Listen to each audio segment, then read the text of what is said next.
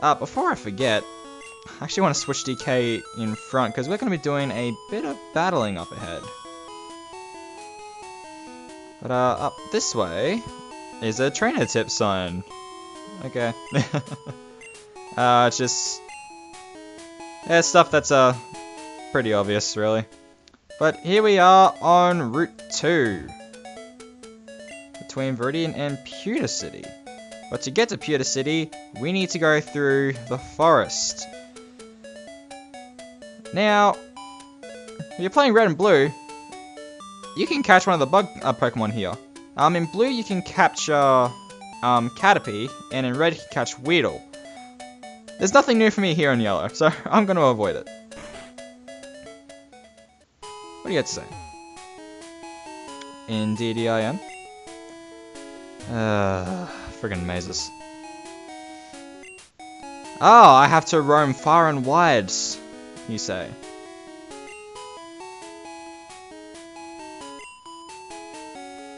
We must indeed travel across the land, searching far and wide to complete the Pokédex. More trainer tips. It's more stuff that I've kind of already shown. Although I haven't really gone into this. When you're trying to catch a Pokemon, the catch rate actually increases the lower their HP is. It also increases if they have a status condition, most notably sleep and freeze. But we can't do those yet. So the best thing you can do is just whittle down south with some friends, and now he's all alone. I know your pain. I know your pain. Anyway, I believe I want to search here, and yeah, we have an antidote. Now, an antidote cures poison. We haven't actually been poisoned yet, so we'll see that pretty soon. And over here, hey trainer, I do have a Pikachu. It's following me. Like, can you not see that I've got this Pikachu right behind me? Like, anyway, let's see how DK does.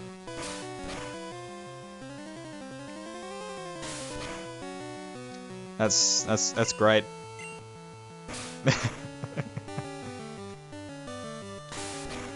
Now, something interesting about what you can encounter in Viridian Forest. Now, you can mainly find Caterpie in blue and Weedle in red. You can catch the other kind, but it's a lot rarer. Also fairly rare is their first evolved form, Metapod and Kakuna, respectively. You can catch Pidgey here. You can catch Pidgey and Pidgeotto here in Y. Not Y, yellow.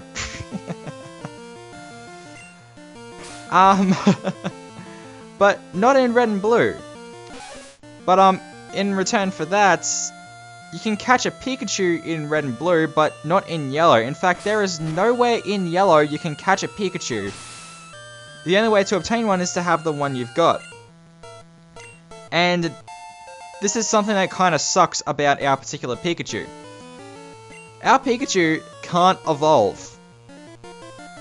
Try as you might, you can never make this Pikachu here evolve. Now, I can deal with that, but I really want that Raichu. But if you're playing red and blue, you have no problems. You can evolve that Pikachu to a Raichu at any time, and it will be glorious. I'm not putting up with that beeping. Screw that. Finish this 2-2-1. But I guess that kind of leads me into something else. Yellow actually takes a lot of... It takes a lot from the anime. And Pikachu being the starter is one of those things. The fact that it can't evolve is another one of those things.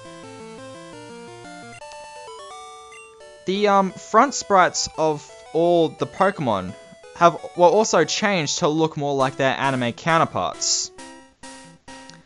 And while you can't get you can't choose between Bulbasaur, Charmander, and Squirtle at the start, you can actually obtain all three of them throughout our adventure here. Oh. Well, what do you know? There's a Metapod. I'm gonna try to catch it. Why not? Now, there's really no point in me trying to catch this Metapod because, I can just catch a Caterpie and evolve it to a Metapod really quickly. In fact, this Metapod's cheating. Caterpie doesn't evolve to Metapod until level 7. But, anyway. But, I guess I'll just catch it anyway just for some trading fodder. Or I can crit.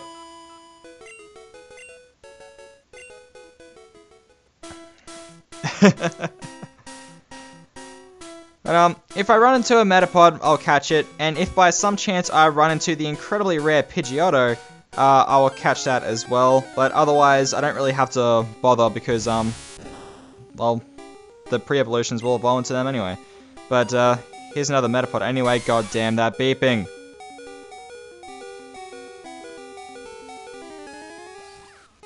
Ugh. Ah, hardened. Thankfully, that does nothing to me because electric type moves are special. Again. Really?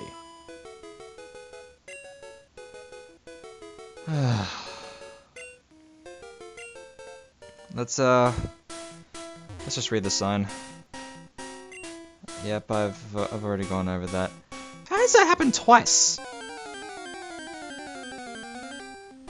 Well, here's a Caterpie.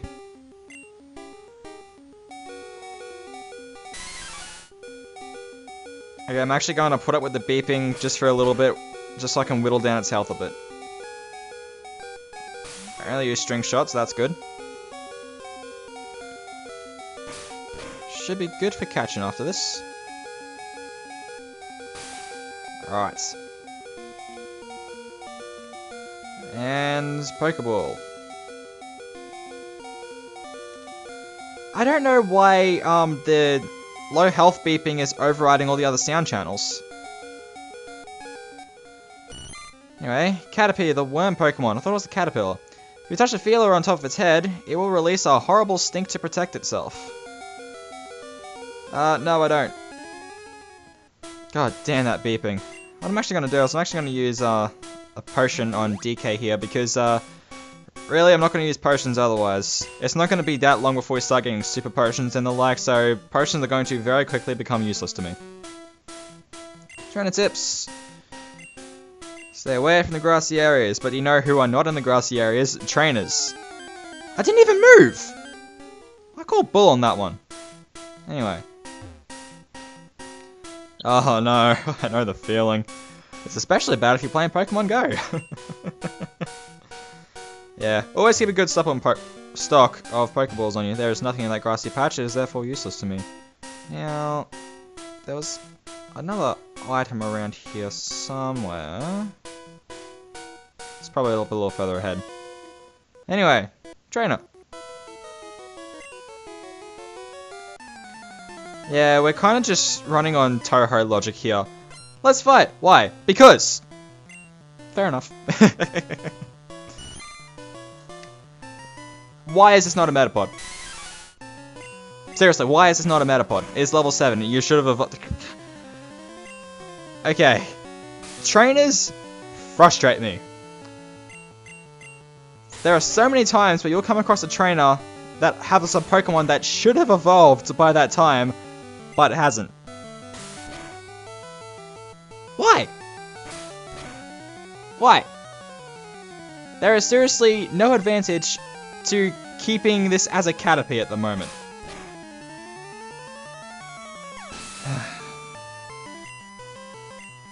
Well, if there's one good thing that's happening here, it's that DK has leveled up. And he's about to use another Caterpie. I'll keep DK up. We'll get him the experience. Wow, I have been slowed down that much. I'm pretty much tangled up in all of this sticky web stuff. And you couldn't hit me. I was basically the equivalent of a parked car. It's a good thing It's a good thing I don't believe in realism in games.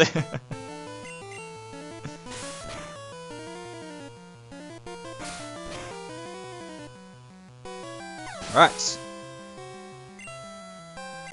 That should be it. Awesome.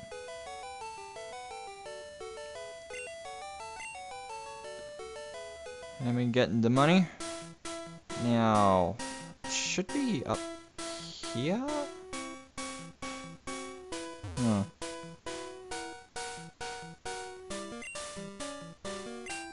Oh yeah, that's another thing we can do. We can go and talk to Professor Oak or contact him over the PC in order to get our Pokédex evaluated.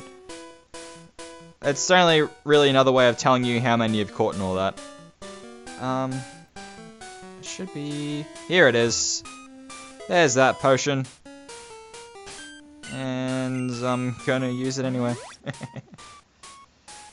Yeah, I'm going to be having DK battle a lot, because as I said before, he's going to be our star player in the first gym. Pikachu can't really do much there. And that's actually something I haven't gone into yet. In a wild Pokemon battle, you can run away if you don't want to battle them. A trainer battle, on the other hand, you can't run away. You are in it to win it.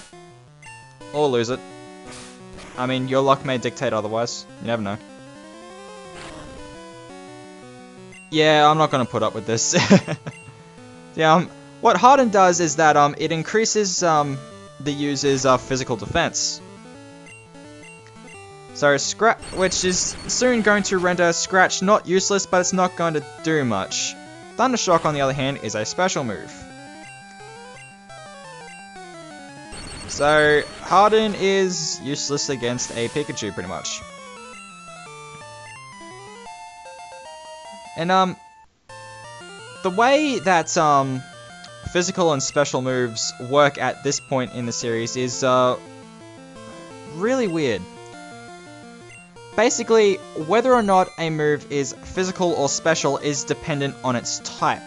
So, Scratch here, because it's a normal type move, it's going to be physical. Hyper Beam, later on, even though it's like a beam of energy, is also a physical move because it's normal. Thundershock, because it's an electric type move, is a special type. There's a special move. But by that logic, so is Thunder Punch. And it's really weird how that works. I'll put up on screen what each type means in terms of physical or special. But that is one thing that Gen 4 introduced that I am so happy for. It actually gave each move their own particular attribute of physical or special. So some Pokemon could actually be used to their full potential as of Gen 4. When earlier on, well, they really weren't that good because of how that system worked.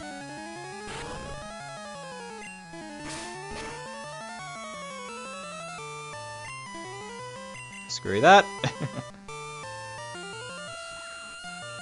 Yes. So, until Gen 4, I'm gonna have to get used to this particular system of physical and special moves. It's one reason why it's really hard to actually come back to the first 3 generations. 3 not so much if I'm playing Emerald because I love Emerald anyway. But it's really hard for me to come back to the first 3 generations in general, mainly because of that. Also because of, well, all the things that were added in future generations. 3 I just said I could go back to an extent. That patch of grass, it's not worth going through, there's nothing up there. It just leads to the same spot. But Gen 1 and 2 are so much harder to go back to because that was before the time when we had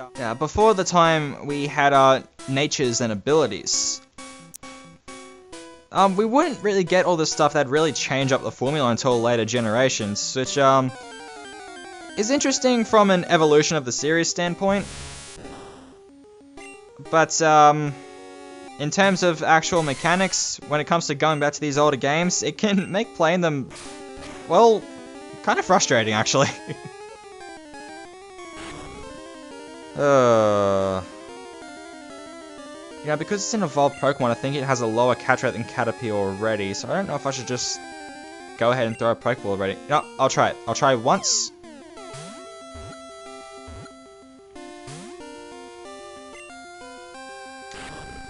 And... damn it. Well, let's use Harden a couple times, so I guess I can give it another shot. Awesome!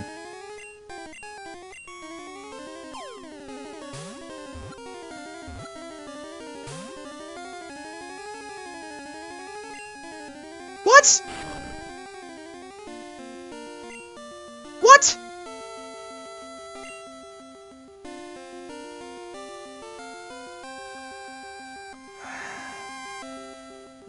We're not going to be running into any new Pokemon until after the next town anyway. I'll attack it again and give this one more shot.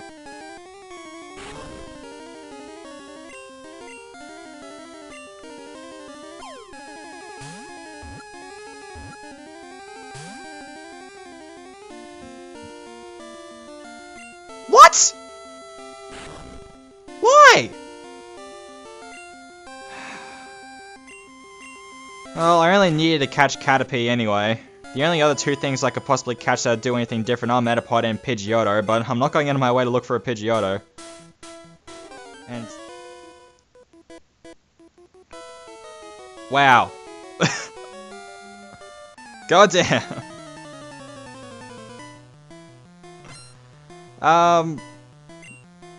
Yeah, trainer battle.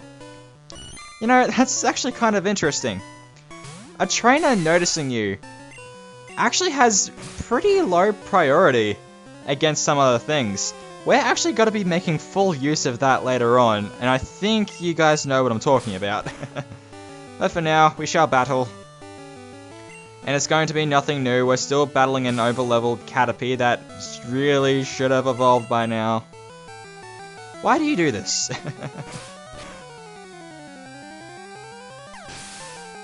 And down he goes. I think there was another one? Oh, awesome. Level 9. Was it this level or the next level that... yes, low kick.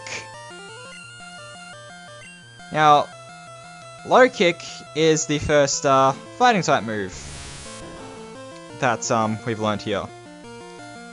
Now, fighting is not actually very good against Bug if I recall correctly.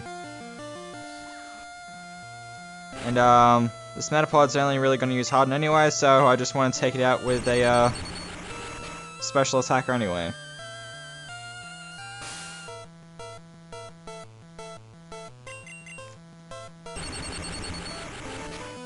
You know, coming through here with a Charmander would be so easy. But it's also a very bad idea, because if your starter is Charmander by the time you get to the first gym, you're doing something wrong.